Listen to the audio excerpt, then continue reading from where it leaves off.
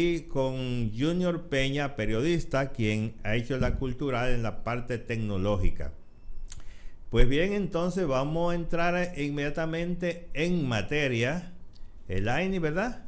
Con la doctora Celine Madera, con quien vamos a ver realmente qué está pasando en la actualidad, qué nos espera y cuáles son las recomendaciones. Así doctora, es, bienvenida de nuevo. Gracias, nueva vez. Usted sabe gracias. Que usted es de la familia, ¿eh? Sí, casi. Nada más me falta que ustedes me paguen, pero casi estamos en eso. Pronto vamos a eso. Un placer, de verdad que sí, estar aquí contigo.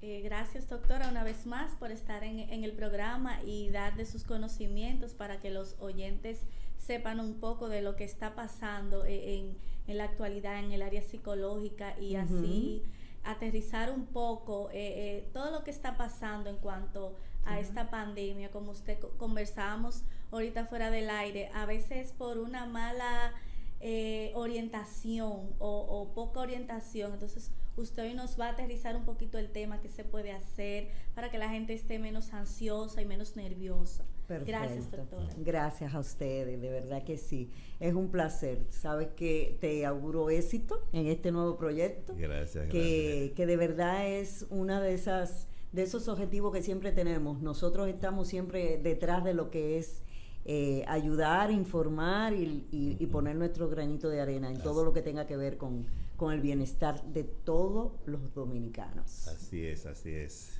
El apoyo. Sí. Así mismo.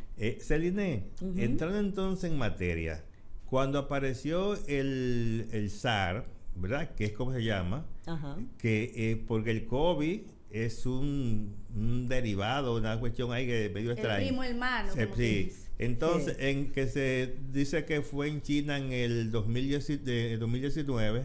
A finales del 2019.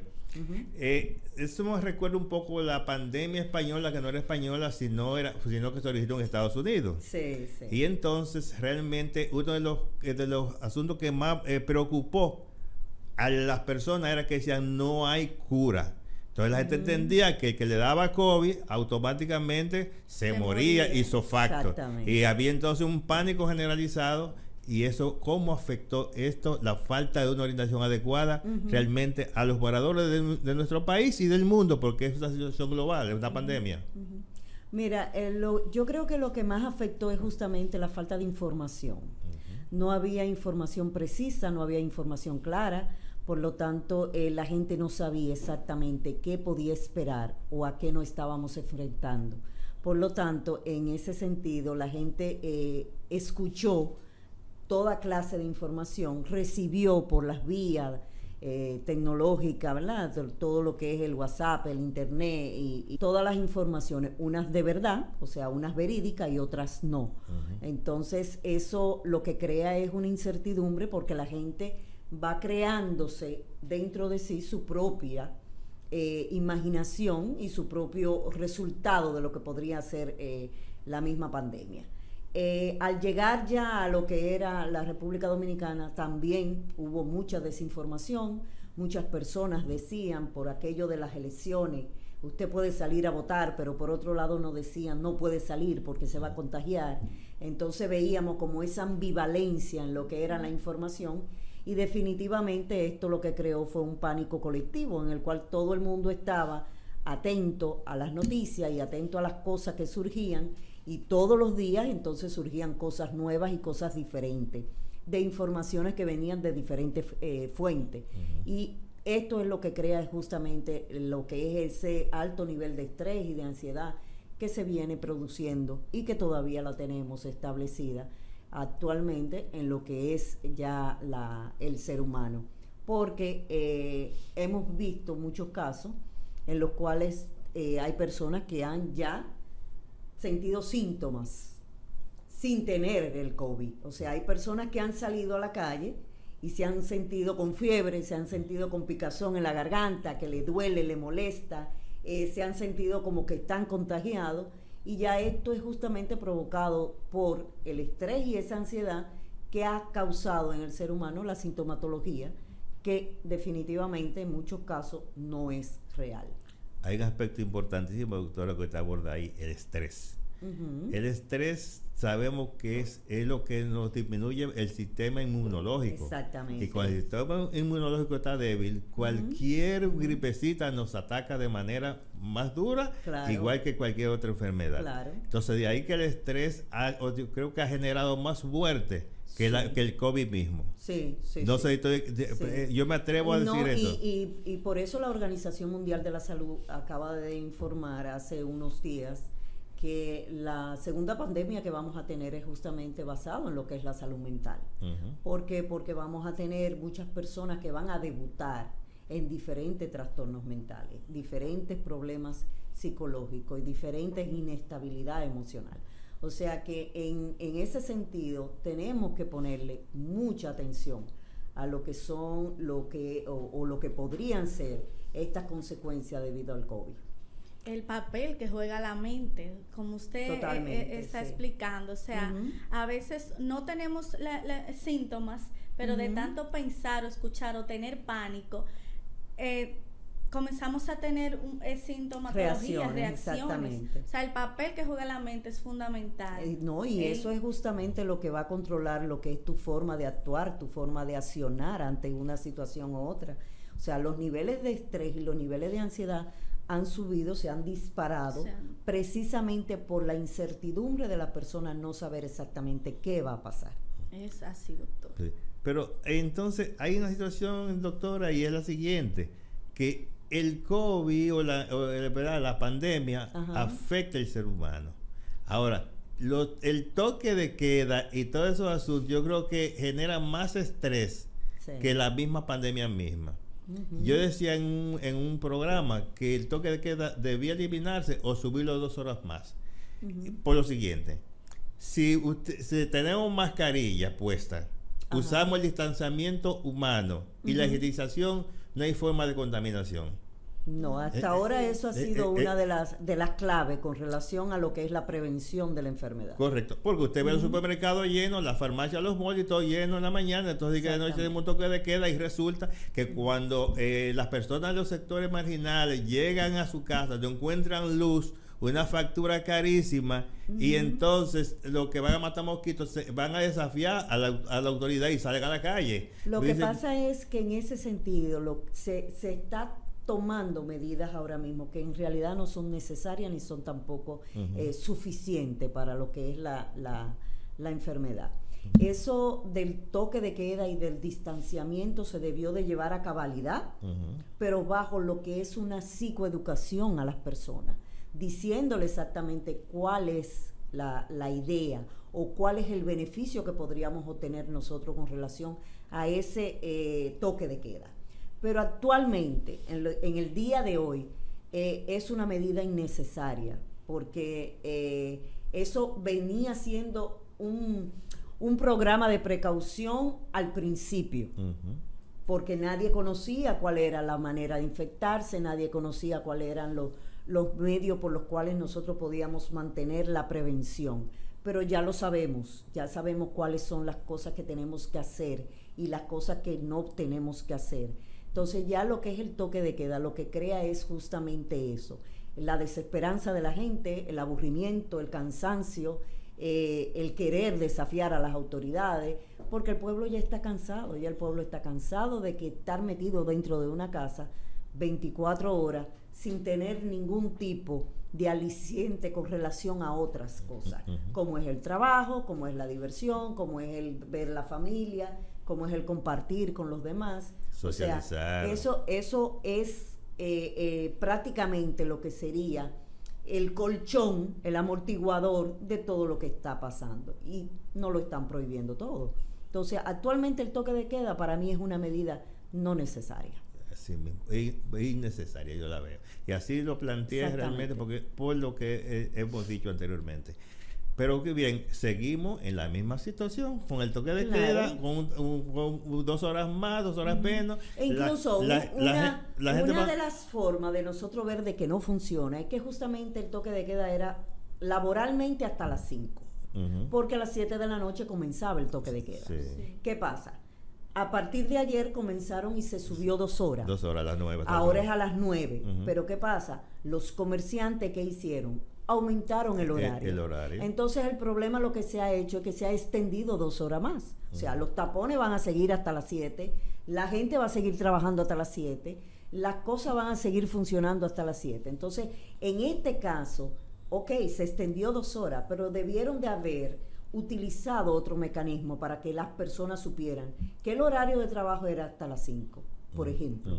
Y así tú tenías, o hasta las 6, y así tú tenías 2 horas, 3 horas para tú llegar a tu casa sin tener luego a las 9 de la noche el inconveniente de que van a caer todos presos porque está el toque de queda.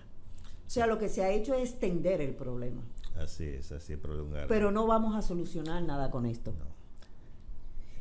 Y es cuando usted decía en la parte de que no se sabía cómo era que se iba a tratar la enfermedad, yo recuerdo que al principio se estaba como adivinando, como quien dice, porque por ejemplo te daban mucha información, llega a la casa, desinfecta todo, estaba uno quitándose todo, poniendo todo por ahí, o sea, fue como una jugar con elementos que uno decía, pero acá si la enfermedad es viral, si es con la transmisión, claro, los médicos que están el día entero en una clínica tienen que llegar y quitarse todo eso, pero nosotros como personas normales no había, pero se ha ido aprendiendo sobre la marcha, tampoco sabemos que ellos también han tenido que ir aprendiendo y haciendo y modificando cosas. Y lo peligroso de esto es que al haber tantas informaciones al mismo tiempo, muchas falsas, otras verdaderas, ¿verdad? Otras verdaderas. La gente lo que ha hecho con eso es perderle el miedo. Y entonces por eso vemos tantas personas desafiando lo que son las reglas y las normas que se puedan establecer con relación al tema. No, y sabemos que hay personas, nosotros que somos personas conscientes, por poner un ejemplo, no ponemos la mascarilla, no ponemos el antifaz de cristal que usted tiene, tratamos de mantener la distancia. Exacto. Pero el desafío realmente son las personas que, aún sabiendo que hay que tomar esas medidas, se acercan, se ponen a beber en los lugares más populares y hacer que ahí es que debe haber un foco, y aún así estamos frente a una enfermedad que es más, como usted dice, psicológica. O sea, no es que no existe, sino que ha aumentado más la parte psicológica que realmente ha afectado de manera clínicamente significativa lo que es el ser humano. Entonces, aparte de lo que podría ser ya la enfermedad per se, o sea, los síntomas que puede ocasionar, las comorbilidades que pueda tener con otras enfermedades, que eso es importante que se trate, o sea, que se tenga en cuenta la cantidad de personas que puedan tener otras enfermedades y que entonces con esto se agrave. Pero la masa en general y el mayor conflicto, los mayores problemas van a surgir después de. Por eso es lo que decía anteriormente de la Organización Mundial de la Salud, donde dice que la verdadera pandemia va a comenzar ya con lo que es la salud mental de las personas, porque ha sido muchos cambios bruscos de manera inesperada y que a los cuales no estábamos acostumbrados. Porque se ha sumado desempleo, los muchas alimentos, pérdidas que las personas han tenido, aparte de las pérdidas familiares humanas, vamos a decirle así. También se han tenido muchas pérdidas intangibles, como nosotros le llamamos, que son esas pérdidas que son de la libertad, de poder tener contacto con los familiares, de la pérdida económica, la pérdida de la salud, pérdida de la libre expresión o el libre tránsito. O sea, han sido muchas pérdidas, mucho cúmulo de cosas que ha sido de repente, ha sido de golpe. Y eso es lo que está afectando lo que es la estabilidad emocional de las personas. Y quiero hacer un pequeño entremesa en la parte, y es en lo relativo a lo que planteaba Elaine en cuanto a lo que son las medidas. La medida de quitarse y higienizar cualquier casa no es malo, porque usted puede estar en la calle en contacto con la gente, y si por una persona que está infectada y no tiene la mascarilla, cualquier cosa, le cayó un poco de saliva, sencillamente usted la vaya a su casa. Entonces cuando usted se quita todo, se da un baño, y pone la ropa en un cesto aparte, entonces ya ahí mismo se libera de lo que no, después... todo lo contrario, Sí. mientras más medidas tú puedas tener claro, y puedas claro. obtener Mejor. y puedas realizar, pues mucho mejor, porque Claro. incluso eso mismo te trae a ti una cierta tranquilidad Claro, de que claro. estás haciendo lo que te Lo corresponde correcto, lo como correcto. familiar o como persona en sí, y eso te va a cubrir. Ahora bien, lo que no podemos caer es en ese pánico colectivo de en el que, pánico, eso ahí. como podemos ver en un futuro, van a surgir muchos trastornos nuevos por las personas tener justamente esta presión y este contacto continuo con las cosas que puedan contagiarle. Mira, Celine, yo escribí hace un tiempo, creo que un artículo donde decía, llamando a la atención al Ministerio de Educación específicamente por el aislamiento de los niños, los estudiantes, de las familias, cómo se quedaban, que los profesores debían involucrarse hacer un plan de visita focalizada a los estudiantes para socializar con ellos. Y por otro lado, o sea, designar psicólogos por perímetro que también le dieran seguimiento a lo que era la atención mental, de la salud mental.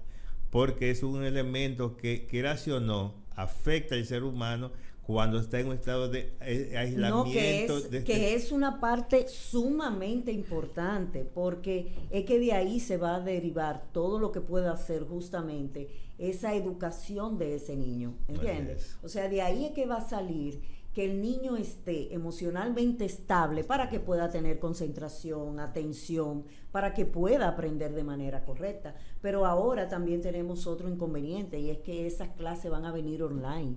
Por lo tanto, tampoco estamos preparados para ese nuevo sistema. Los padres no están preparados para ese nuevo sistema, pero los docentes tampoco están preparados para ese nuevo sistema. Y eso es otro problema que vamos a tener, en lo cual es otro problema que vamos a tener que enfrentar. Eso lo vamos a ver en los comentarios que lo tenemos ahí. Exactamente. En los comentarios lo tenemos ahí. Bien, entonces, hay una situación, Celine.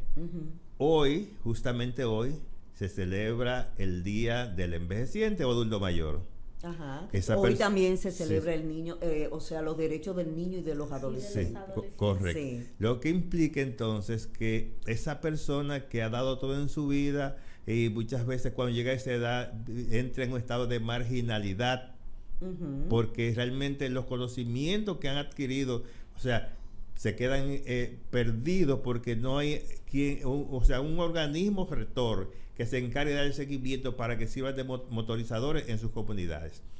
Pero lo que te quiero referir es de como envejeciente o adulto mayor son los que están más vulnerables para lo que es el virus, y aparte de eso del estrés, pero también los niños y los adolescentes, que los adolescentes entran en una etapa de indecisión. Exacto. Y eso realmente es algo que se puede hacer ahí realmente para ver cómo apoyar a esa comunidad, aunque todo el mundo es impactado. El virus es una realidad que existe. Sí. Hay muchos muertos, inclusive personas muy llegadas a nosotros. ¿Tú recuerdas el capellán? Claro, capellán, señor capellán. Sí, señor capellán del canal 19, que allá ese el programa murió del COVID. Sí, lo vi. Y realmente es algo que es directo, son afecciones directas, pero hay unas que son indirectas. Cada vez que tú recibes una información, cuántos murieron, que cuántos están y que fulano está en esto, todo el mundo entra en tensión. Sí. Entonces, lo que hay es que hacerse amigo del virus. Tomar las medidas del lugar, pero nunca el pánico, ser preventivo, porque el pánico es lo que realmente conlleva más a la pérdida de lo que es el sistema inmunológico para que nos dé duro, como decíamos ahorita. Sí, pero es que el pánico, para poder lograr que la población no entre en pánico, lo que hay que dar es la información correcta. Adecuada. La información adecuada. Hacer programas de educación para las personas. Cuando nosotros tenemos información precisa y concisa de cualquier cosa, pues para nosotros es más fácil, o para el ser humano es más fácil manejarlo, porque ya conoce, ya sabe, ya entiende, ya tiene cierto conocimiento sobre un tema. Entonces es difícil que con ese conocimiento pues tú puedas decirle una cosa por otra. O sea, ya va a entrar lo que es esa duda, ¿verdad? De que si lo que tú estás diciendo es cierto o no. Entonces ya de ahí en adelante, yo por mis criterios, por mis ideas, pues yo divido, elijo y escojo lo que más me convenga en tal sentido.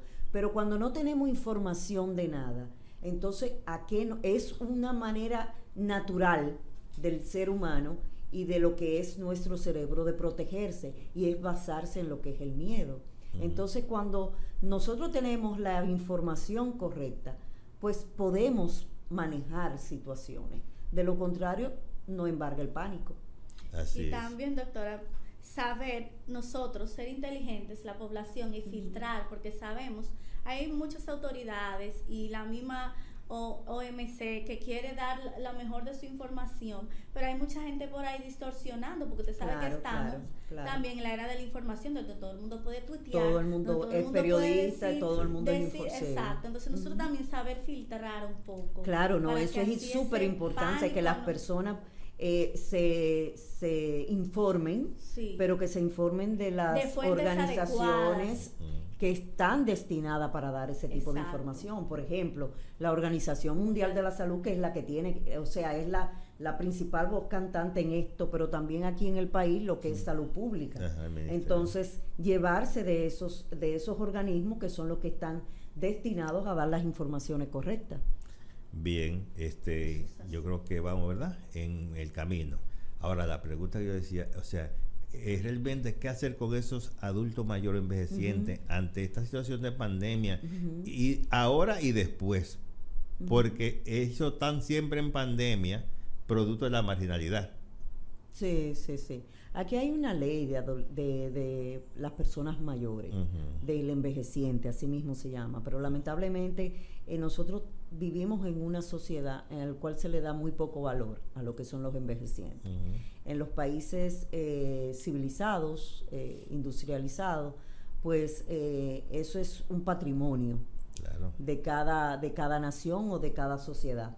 Aquí es todo lo contrario, y lamentablemente no hay políticas públicas dirigidas y establecidas a la conservación de los derechos de esos envejecientes, pero tampoco para lo que es la salud, y mucho menos para lo que es la salud mental, porque hay pocos centros en los cuales tú puedas referir a los envejecientes en el caso de que tengan algún tipo de situación específica. La geriatría es carísima, la geriatría exactamente. Es carísima. Hay muchos seguros que no cubren algunos programas ni tampoco enfermedades. O sea, es que tenemos muchas debilidades en el sistema en cuanto a eso.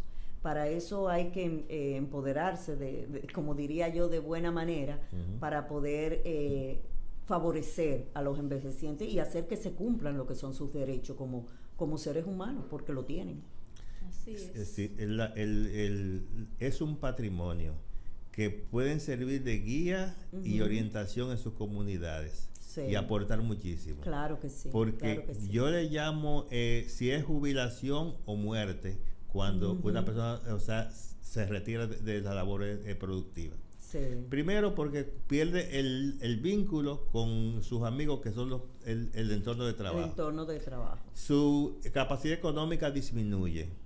Y bien, entonces los achaques de la edad, que el azúcar, que el colesterol, que todo lo que viene consigo. Entonces, lo que percibe como jubilación, sencillamente no le da para comprar los medicamentos. Sí. Al perder contacto con los demás, entonces, en vez de jubilación, sencillamente su vida se va deteriorando más rápidamente. Claro, y si va a durar 80 años, te dura 70. Claro.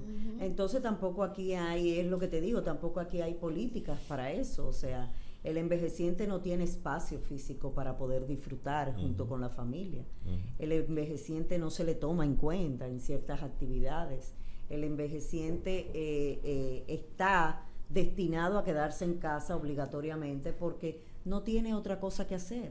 Tanto es así que podemos ver que para las posibles funciones que tú puedas tener, en un trabajo, lo primero que te ponen de pero es justamente la edad. La edad. Pero vaya a ver qué edad, doctora. Y de 25 a 45 años como mucho, o sea que a partir de los 60 años ya es considerado una persona prácticamente inútil en ese sentido, o sea, no es productivo. Y esto, esa falta de productividad y ese sentimiento de no ser útil, pues entonces va afectando muchísimo más a los envejecientes que a veces las mismas enfermedades. Entonces, sería entonces un interesante consejo para la juventud de hoy en día, que también van a ser mayorcitos. Claro, y es comenzar a prepararse y hacer reingeniería, de que aparte del empleo pueden tener otra opción para que puedan enfrentar, emprender, cuando salga de la jubilación, desde antes de eso, hacerlo, de manera que no se sienta como un ente más aislado y que pueda moverse por su propio medio. Que se mantengan activos y que se mantengan productivos, no necesariamente tiene que ser recibiendo fortunas en los sueldos, sino de manera productiva con relación a lo que les deseen, a lo que quieran y lo que puedan aportar para la familia.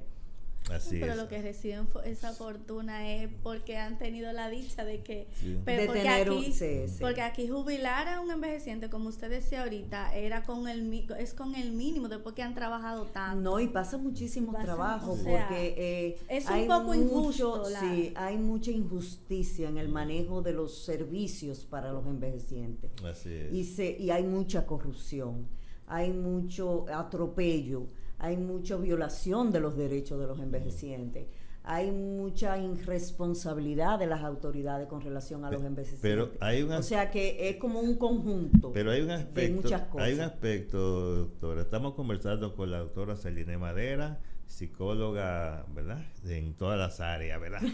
Ella es polifacética. Doctora, ciertamente es la afección. Ahora, hay una parte que quizás la gente no toca. Y es cuando una persona está en un estado ya de adulto mayor con discapacidad, cómo afecta a la familia, al entorno en sentido general. Todo. Y entonces realmente, ¿y cuáles son las medidas que se toman para ello? Porque cuando una persona entra en ese estado ya, o sea, prácticamente llega un momento que ya las neuronas han perdido su efecto, y por tanto entra lo que llama no saben ni quiénes son. Exacto. Sin embargo, entonces, lo que está en su entorno es que absorben todo eso. Claro. ¿Cuál es el nivel de protección que hay para esa familia? Ninguna. No, ninguna. Entonces, todas esas son cosas que hay que verlo como el ser humano, no es como la caña, que le sacan el guarapo, se hace la rapadura o el azúcar, y después entonces el bagazo lo tiran a la basura. Así es. Eso está pasando con los seres humanos en los países subdesarrollados como el nuestro. Falta mucha sensibilidad. A mí ese es un tema, escuchándolo a ustedes dos interactuar, a mí lo que más me llama la atención del tema de los envejecientes es que falta mucha sensibilidad en todas las áreas. Parece que la gente, cuando está implementando leyes, no piensa que en algún momento va a llear ahí, o no piensa en su mamá y en su papá. O sea, falta mucha sensibilidad. No hay mucha calidad humana. Mucha calidad humana. Para poder entender que es algo que es parte de la vida, porque de la única manera que uno no llega viejo es si muere antes. Exacto. Entonces, por lo tanto, lo que tiene que haber es conciencia. Es un privilegio llegar a mayor. Claro que sí, tiene que haber mucha conciencia y mucha calidad humana, mucho deseo, mucha vocación, mucho humanismo. Aprovechar esos años para poder, que tienen esa gente de para poder crear cosas a favor de una población determinada, en este caso los adultos mayores. Como usted dice, son un patrimonio. Esa acumulación de aprendizaje, nosotros lo podemos extraer, y para mí, tanto los niños como el envejeciente me crean mucha sensibilidad y mucha empatía. Claro. Porque son como en este caso serían los dos extremos del ciclo de la vida. Así es. Los niños, porque están comenzando, y los envejecientes porque están ya en el ocaso de que su vuelven vida. a ser niños. Que vuelven a ser niños, exactamente. Doctora, vamos a redondear esta parte porque ya estamos en la final de la entrevista. Este tema, esto es para, hay mucha tela por donde cortar. Claro, es un tema muy amplio y lamentablemente muy penoso, porque no se toma en consideración. Pero es importante que por lo menos así en programas como este se comience a hablar y se comience a llevar la información para sensibilizar a la gente. Y dar las pinceladas, sí. Así es. Bien, pues vamos a ver, doctora, gracias, y vamos a seguir aquí, pues vamos, usted se queda con nosotros.